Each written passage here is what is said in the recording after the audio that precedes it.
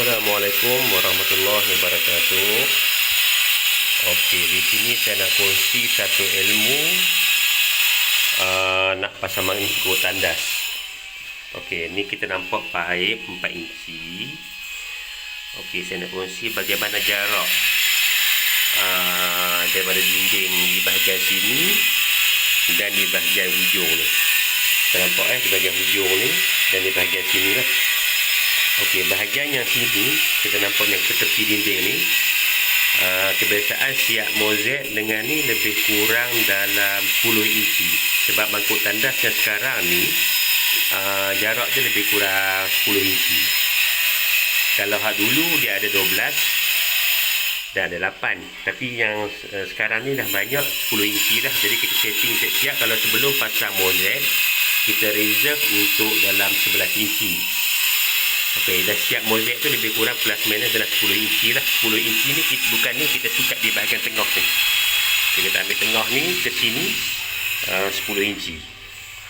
Dan saya ambil daripada hujung ni, daripada hujung dinding ni ke sini pula lebih kurang 21 inci. Maksudnya kalau kita dah pasang mangkuk tandas nanti, kedudukan tu selesa lah. Dia ruang bahagian tepi ni akan selesa. Duduk tu dah keadaan selesa. Kalau terlampau rapat untuk susah kita nak masuk kaki sebelah ke dinding tu.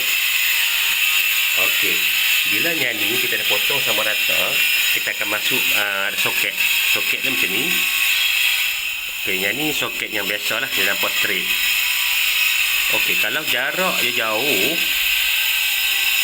kita boleh gunakan ada soket extension ni macam ni juga. Dia ada extend lebih kurang 1 inci ataupun 2 inci. Kita boleh pilih lah, tapi tak boleh lebih pada 2 inci lah.